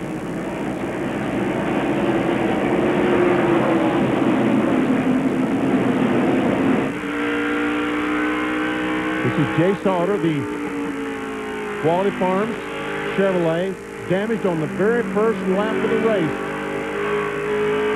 But right now seems to be keeping up pretty well. Some contact between Sauter and Buckshot. Buckshot trying to go back by Sauter. Buckshot slips up. Sauter has the inside line. Comes Randy LaJoy back there. He has made a pit stop, has fresh tires. He and Buckshot will be battling for position. That's 13th and 14th spot. The 00 is 13th. The 1 car is 14th. They've had some pretty storied battles over the year in Busch competition, talking about Buckshot Jones and Randy LaJoy. Now LaJoy has the inside line and will take the spot away. Well, Ron Hornaday trying to pull away here. Laps are winding down. We have 53 laps remaining in the Econo Lodge 200. Back with more live coverage in just a moment. Coming your way later today on ESPN2, NHRA Mile High National. That's from Vandermeer Speedway in Denver, Colorado. First round action coming up at 4:30 p.m. Eastern Time. Second round at 11:30 p.m. Eastern Time. That's NHRA Mile High Nationals. First round and second round action coming up later today on ESPN2. For more, log on to ESPN.com, a part of the Go Network, go.com. Speaking of going, at car number 10 of Jeff Green beginning to make his move, trying to move in a little bit on our leader. You watch a battle for 10th position here between Kevin Harvick, the rookie, and the former two-time champion. The car number 1 right side of your screen is Randy LaJoie. And the 37 car of Kevin Grubb also. Grubb is in 10th, Harvick in 11th, and LaJoie in 12th. And the 43 car of Jay Sauter is in the 13th position. I didn't realize, Jerry, he's hung in there and battled back and has gotten up to 13th spot. Well, give a call to Jay Sauter and Gene Need and that whole crew. Jay ran here 3 times in NASCAR Craftsman truck action, had a 9th, a 3rd, and a 4th. Never finished out of the top 10. And now, as you see Kevin Grubb go high, and Harvick, Sauter, and LaJoie will all go by for position. I would guess that was a little bump from the 2 car that sent the 37 car up the racetrack. Don't know, didn't see it, but I would just guess that's what happened. Less than 50 laps to go. I'm Jerry Punch along with Benny Parsons, Ray Dunlap, and Bill Weber. Live Busch Series action. You're watching Kyle Petty go around Tommy Hubert's car number 20. Kyle now being shown in 9th position. Kyle finished 8th at Milwaukee. His best finish since a great run at Talladega back in 1997 when he finished 4th. Meanwhile, we see Harvick and LaJoie back there continuing the battle as we see Kyle Petty. Kyle Petty is now trying to set off and catch the 33 car of Tony Raines. Remember, Tony Raines was a lap down. He spun out later on and is now in 8th position. Speaking of Kyle Petty, let's check in on his pits with Ray Dunlap. Well, thank you, Jerry. I want to let all the folks at home know they should tune in to RPM tonight, this coming Tuesday night, because there's going to be a very important announcement coming out of Petty Enterprises. We're going to learn a lot about the future of what's going to happen with the 45 team. So tune in to RPM Tuesday night for more information from the Pettys. Kyle Petty currently being shown in 9th position. Trying to move in on the car number 30. You heard what he said a moment ago. That's Hermie Sadler in 8th spot. The Little Trees Chevrolet. Go back to the battle for the 3rd position. Jeff Purvis, the 4 car, has it. The 98 car of Elton Sawyer wants it. Let's don't forget about 57, Jason Keller. He's back in 5th position. That's the red and white car. Our Napa Field Summary points if they were awarded now, Jason Keller would be in 2nd spot because Todd Bodine, for you Todd Bodine fans, he is off the racetrack with 41st position being shown with an incident early on here on lap number 5. And we saw that the Purvis car slipped and lost 2 spots. Elton Sawyer got by, also Jason Keller got by.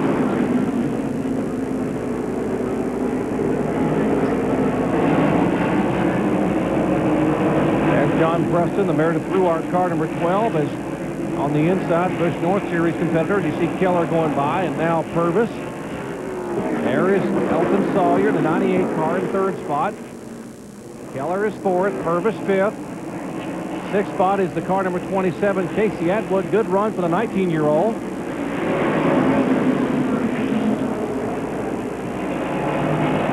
But a great run today for Hornaday. He started out, he is losing a little ground to Jeff Green with 30 laps to go. Jeff Green started out when he was able to get by the lap car. He was about 2 seconds behind. And right now he's 1.6 seconds behind. Checking the Hornaday pits and Bill Weber. I think one thing going for Ron Hornaday is I think his confidence is really starting to build. If you talk to him in the garage there, you get that feeling. But here's where the difference in this race comes from. Remember when they pitted, they made a chassis adjustment on that 3 car, and they loosened up Hornaday's car a little bit. It's not that Jeff Green isn't as good as he was earlier in the race. It's that Hornaday is much better than he was. Green has given him everything he's got, trying to force Hornaday to use up his equipment. But he's really not close enough to do that yet. And Hornaday is really racing his heart out, looking for that first Busch win with 37 to go. You know, Bill, Ron Hornaday's first Busch Series start came here at Nazareth back 2 years ago. He finished 23rd Take a look at the Hornaday, the interval between Hornaday and Jeff Green. And Green is reeling him in. A little bit closer. 1.4 seconds, so we'll check it this time by. As he goes by, it's 1 second. Just over 1 second, so his traffic is really holding up the leader as he goes by Justin Labonte. Justin Labonte in the Slim Jim car has managed to stay in the lead lap. He now goes a lap down. Great run for Justin Labonte, his best of the year thus far for the Slim Jim Chevrolet. Hornaday trying to hang on as we have 36 laps to go here at Nazareth. Can Hornaday get his first win? We'll find out in just a moment. Back at Nazareth Speedway in Nazareth, Pennsylvania, I'm Jerry Punch along with Benny Parsons, Bill Weber, and Ray Dunlap as we are watching Ron Hornaday try to get his first ever Busch Series victory, but he will have his hands full very shortly as Jeff Green is narrowing the margin. The last lap, Green was caught behind the slow car, Jerry, and Hornaday put some distance between himself and Jeff Green. The lead was about 1 second. It's now 1.4 seconds. So traffic is really seems to be a problem for Jeff Green, a bigger problem than, say, Ron Hornaday. Now, this is going to hurt Hornaday as he goes by Brian Wall. That really hurt his time. Here comes Jeff Green off the corner. At the line, we'll check it out. You can almost visibly see the margin beginning to shrink there at the line as they come by right at a second separation that time by. So he made that 4/10 of a second back up very quickly. And now he has to come out in traffic as well as he pulls up behind Johnny Rumley in the 0. And there's Brian Wall. He goes by Rumley.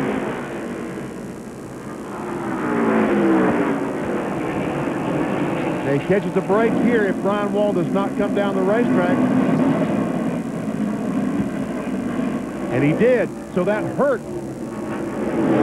Jeff Green. Now Jeff Green goes on the inside of Wall and should have some clear sailing now between himself and Hornaday. Now we'll see if the margin, there goes Hornaday, here comes Green. No cars between them right now. As we are inside 30 laps to go here in the Econo Lodge 200.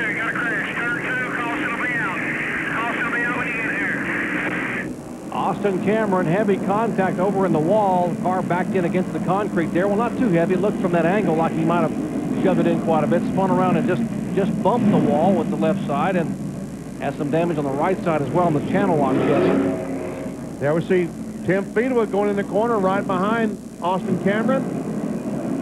And right there, just a little contact, and the 82 car goes around and up and bam, slaps the wall. Goes over, and I thought he hit it again, but he did not. That was enough contact to hurt the channel lock Chevrolet. Now, Benny, what do you do? We're inside of 30 laps to go. We've got a caution flag. Some of these guys still have a set of tires left, and we have 14 drivers on the lead lap. As you watch Austin Cameron's car land back toward the pits, do you pit or do you stay out? Well, let's see. Jeff Green, he's faking. Is he faking? Jeff Green is going to pit. The points leader is giving up the second position to come down pit road. All right, we'll watch and see what Harold Holly has in mind. Man, oh man, and no one else came with him. None of these other league cars came with him. Jeff Green was the pole sitter in one of the fastest cars of the day. Now we're going to watch him trying to move back through the pack with fresh tires as he comes down pit road. 35 miles an hour. Toward you, Bill Weber. Well, they really didn't think twice about it. As soon as the caution came out, they made the call. 4 tires. They're going to make a chassis adjustment. The car is not as good as they were hoping. It's a good car, but they think they can make it a little bit better. Obviously, they clearly thought more guys would come down pit road. Instead, they basically got it all to themselves. The 2 is a couple of pits behind them, but not a factor at this point. Right sides are on. They did make the chassis adjustment on the left side, putting on the left side tires and waiting now on the left rear. No really big hurry here. But Green is away, and he will really have to whip that horsepower to try and gallop back to the front. Ray? Well, Bill, Kevin Harvick came in. He had a good race car, but in the last 20 laps, that car was really fading as he had dropped back into 14th or 15th place. So they came in for a chassis adjustment, went down 1 round on the right rear. We'll see if that makes the 2 car any better. Wow, will we have a shootout when we come back? We'll take a quick break and come back with the final 25 laps as Harvick and Green try to scramble back to the front in just a moment.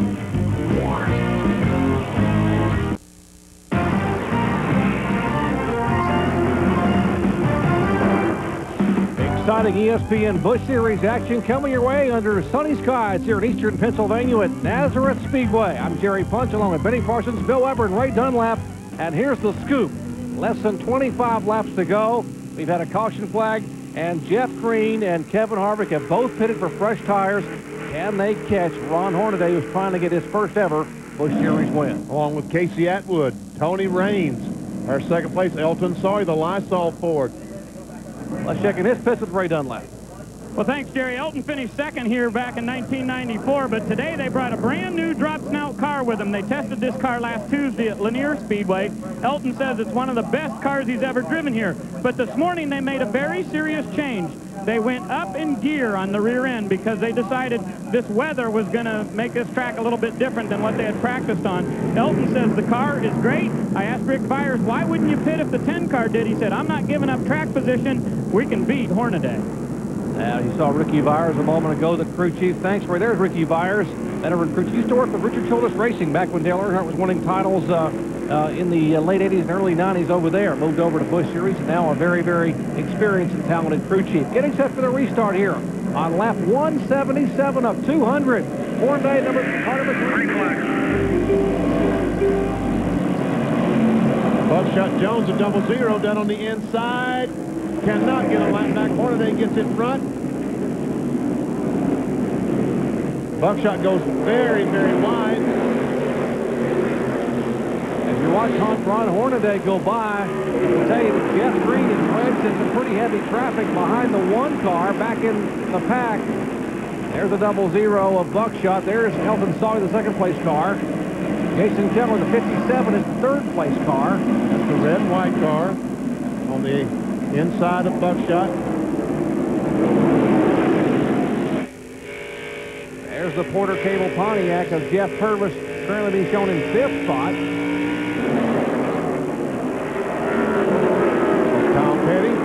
Kyle Petty has moved into the 4th position. After those guys made pit stops, he takes that sprint car to 4th. Great run for Kyle Petty. Underneath Jason Leffler goes the Sprint Chevrolet. Kyle trying to equal his best ever Busch Series finish. Show you the restart here a moment ago. Watch this bumping action here. Wow. No wonder Hornaday got such a jump on the 0-0. Whoa, and a big jumble off of turn 3. Couple of cars spin around. There is contact. The 2 cars involved. Harvick is involved. The 44 of Justin Labonte is involved. Heavy damage on Tommy Hubert's car number 20, the AT&T Pontiac. There's Justin Labonte as the caution flag waits for the 8th time today. Tommy Hubert driving for Bill and Gail Davis, and Kevin Harvick was being shown back in 14th spot. Heavy damage on the front of the AC Delco Chevy, and obviously he will be on pit road here momentarily. Well, caution for the 8th time today. An incident coming up in turn number 3. We'll come back and recap it in just a moment.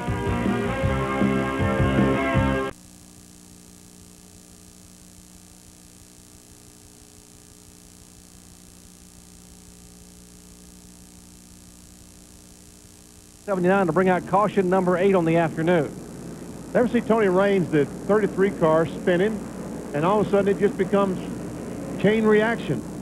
As other cars start trying to slow down and other cars run in the back of them. Ever see Hank Parker Jr., the 53 car, the 2 car of Kevin Harvick up against the outside retaining wall. Justin Labonte is involved in the 44 car. You see the 33 spinning back around. Tommy Hubert's car number 20. There's the 33 car of Tony Raines spinning. The 44 gets tagged from behind. Justin Labonte gets hit from behind. The 2 car gets hit from behind. Possibly the 20 car may have had some contact there. Tommy Hubert's machine. And there we see Hubert up on the outside retaining wall. There we see the AT&T car. He has taken that car behind the wall, as a matter of fact. Jay Sauter, did he get through it? Yes, he did. Boy, great driving by Jay Sauter to hold on to 9th position. And Kevin Harvick back in the pits in front of you, Bill. And the nose of this car was pushed in, and now it's bashed in. This is his second visit to pit road. He got new rear tires. He's basically out of tires because those tires were damaged in the wreck. They're allowed to replace the tires that are damaged, so we got a right rear, left rear. They tried to tape some of it up, but his car is very badly damaged, as you can clearly see, and he'll be limping around for the last 19 laps here. Well, we are working the 8th caution flag today. We've had caution for 36 laps. Laps are winding down. Less than 20 to go. Ron Hornaday is our leader. Just underway again at Nazareth Speedway here in Nazareth, Pennsylvania. The final laps of the Econo Lodge 200. Ron Hornaday is the leader. The 98 car of Elton Sawyer in second spot. Jason Keller is third. Kyle Petty is fourth in the Sprint Chevy. And Jeff Purvis is fifth, with Jeff Green now coming in a hurry from sixth position. Green was the pole sitter. I think Jeff Green is going on another time, Jerry. I don't believe he can pass all these cars to get to Hornaday. I don't know that anyone right now can catch Hornaday. Ron Hornaday won here in NASCAR Craftsman Truck Series action back in 1998. Has never won in Busch competition. He is a rookie candidate this year, driving for Dale Earnhardt. And we see the 10 car, Jeff Green on the inside of Purvis. That's a battle for the 5th position. And he takes it away. 15 laps to go on a 1-mile racetrack. Is there time for Jeff Green, who has had the hottest hand in Busch Series this year, winning 3 of the last 4. All 3 of those wins coming in this car. Let's check in his pits with Bill. And I talked to Green's crew chief, Harold Holley, under the caution. He said they had to stop. They did not feel they were going to catch Hornaday under the current conditions. That's why they stopped under the previous caution. They give him 4 tires, make the chassis adjustment, and give their driver what they felt was a better chance of winning. He just joined us. Jeff Green made that pit stop on lap 173 under the 7th caution of the day, made a 4-tire change. He was running second at the time, came in and pitted, came back out, and has now fought his way back to 5th position with 13 laps to go. But he's 4 seconds behind the leader, Ron Hornaday. Elton Sawyer is 9/10 of a second behind the leader in second spot. Purvis, Casey Atwood, running 6th and 7th.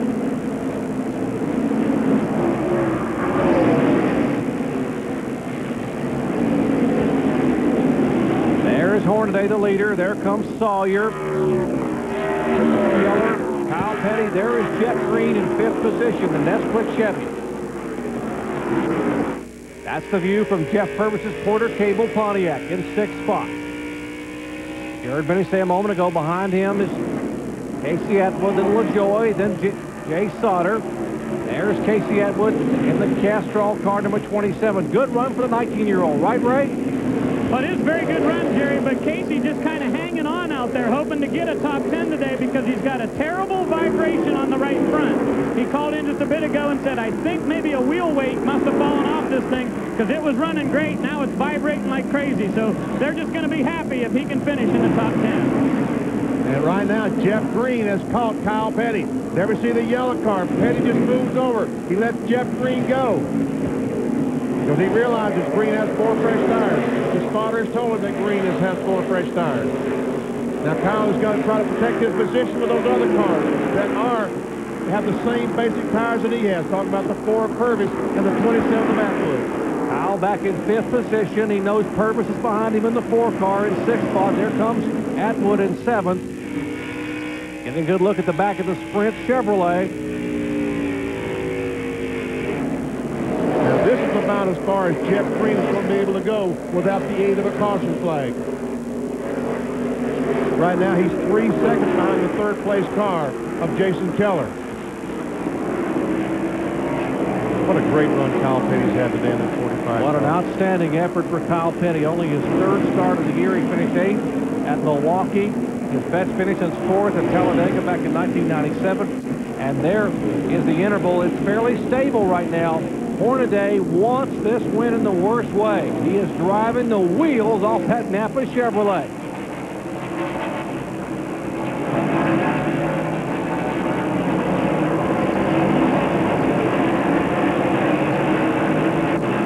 There you see the battle for second spot.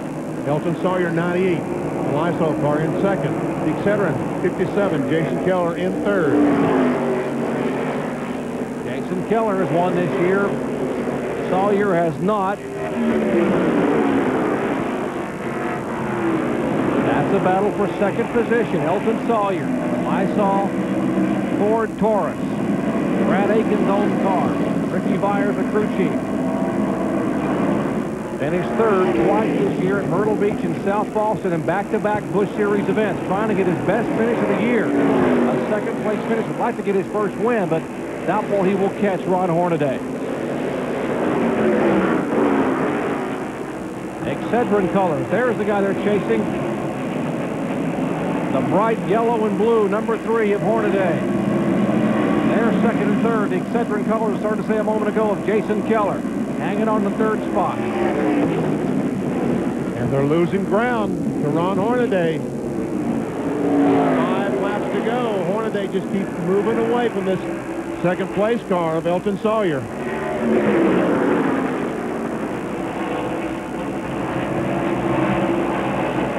We told you some young guns were going to come to the forefront very soon in Busch Series competition. We talked about the 3 car of Hornaday, the 2 of Harvick, the 43 of Sauter. Harvick was involved in an incident a little while ago, is now back in 15th spot. Sauter has fought his way back from a lap down, is running in 9th spot, and Ron Hornaday trying to hang on for his first ever Busch Series event. That's the car that's chasing him right now, the Lysol Ford of Elton Sawyer. Hornaday goes by, completes another lap, just 3 to go. It sure looked like Ron Hornaday was telling the truth when he said they found something a couple of weeks ago and the car is getting better and better, talking about this Napa Chevrolet. And you got to give a call to Jerry Ken and his crew chief, Steve Meal, and all the guys that are here from DEI. They have worked very, very hard all weekend on Hornaday's car. At happy hour, they only had a happy half hour yesterday in practice, and they were working diligently, changing shocks and springs and making adjustments on the car. Steve Meal running back and forth, Jerry Kennan, and whatever they did has worked. 2 laps away as Elton Sawyer is still about a second and a half back from this guy right here, 42-year-old, former 2-time NASCAR Craftsman Truck Series champion, but Busch Series rookie, Ron Hornaday from Palmdale, California. Gets the white flag. He is a mile away from his first ever Busch Series victory. Fans are on their feet as Hornaday, who won here in 1998 driving a truck, will try to do it with a Chevrolet Monte Carlo. He is 2 turns away from his first Busch Series win. Hornaday hugs the inside groove, and now out of turn 4, 42-year-old Ron Hornaday takes the win in the Econo Lodge 200. There's the celebration. Jerry Kennan, Steve Meal, and the Napa crew, and rightfully so. Let's go down the race. Well, we got to hear from Jerry Kennan, the crew chief here, because you made the call there to put a chassis adjustment on that thing, and it made it a heck of a lot better. Yeah, we ran real good. I'm proud of these guys. I want to dedicate that to my friend Christian Lovendall. He passed away earlier this year, and Adam Betty and Kenny Irwin. These guys did great. I hope they're watching on the boat down there in Miami or wherever they're at. Dale, thanks, Treason, for giving us this chance. Okay, congratulations. Great win here. Very emotional year this year as we've lost a lot of people in racing. But finally, Ron Hornaday gets to victory lane. And Ron is going to remember his first Busch Series win. He did it here 2 years ago in a NASCAR Craftsman truck. Spinning the donuts, much to these fans' delight here in eastern Pennsylvania. That John Force burnout for Ron Hornaday. Making memories and making smoke. When we come back, we'll talk to the first-time Busch Series winner in just a moment. Our ESPN coverage of exciting NASCAR Busch Series action from Nazareth Speedway has been brought to you by the NASCAR online store, where you'll find a great selection of official gear from all your favorite drivers. History being made today. Let's go down to our McDonald's winner's circle. Here's Bill Weber. And Ron Hornaday just now climbing out of his Napa Chevrolet, and I anticipate a victory shower for him. Just had a feeling that might be coming. That's his crew chief, Jerry Cannon. A big hug. And there'll be a lot of handshakes all around. You're going to need a towel. Congratulations on your first career push victory, Ron. I'll tell you, I don't mind a cold beer that way, but I don't know where to start. It's been a while. We need to get here a long time ago. Dale, Teresa, thanks for hanging out. These guys are awesome. They found something 2 or 3 weeks ago. It's just showed it right now. Ron Hutter, thanks for sticking with us. I'll tell you what, this team, this Napa Chevrolet, is awesome. They just kept on doing things. We got pretty tight, let Green go for a while, and they loosened it up. I cannot believe how much spring split you got to run in these things, and I'd never believe it. But we were still tight. What an awesome day for this whole team. They definitely needed it. These guys never say die. Jerry Kennan, Steve Mail, the Fab Top, everybody was working at Dale Norton Incorporated. Thanks. I'm telling you what, you guys are number one. You were so successful in the trucks, Ron. Did you ever question your confidence when you didn't get to victory lane through the first 18 races? Steve Mill just told me I got a modified run. I got to go. No. They'll wait for you, I guarantee it. I'm going to tell you something. Never thought the Busch Series was easy. I drove a couple cars last year. Dale and Teresa gave me an opportunity to drive some, but this has been the toughest, strongest year. I tell you what, Goodyear came out with a different tire, and we're just finally learning it. It took this long right now, but I'll tell you what, these guys never say die. Gotta say hi to Mom and Dad, and I'll tell you what, Lucky Charms works. Had a girl call me from El Cajon and sent me a box of Lucky Charms. I threw it over my right shoulder, and we won the race. Thanks, Melody. But I'll tell you what, Mom and Dad, we've been needing this for a long time. I don't know what to say. This team is awesome. They ain't done. I'll tell you what, this team's really going on. Congratulations. Thank you. Ron Hornaday wins at Nazareth. In his 27th career Busch Series start, 42-year-old Ron Hornaday gets his first win. Here's our full field rundowns. Unofficially, of course, Sawyer Keller. Jeff Green gets back to 4th position, and Kyle Petty rounds out the top 5. And 16th through 30, Jason Schuler will finish 16th, and we see David Green, after leading a lap, will finish in 18th. Ashton Lewis finishes back in 20th position, and 31 through 44. And you see that. Let's check in with our runner-up finisher with Ray Dunlap. Well, Elton Sawyer matched his personal best here at Nazareth, the second-place run. I know you got a really good race car. Brand-new car. It worked awfully well all day long for you. Really did. First of all, I want to say hi to Brad and the girls are down in the lake, and Julie. It was a great day for the Lysol team. Ricky made some great pit calls there. Awesome pit stop there on the green.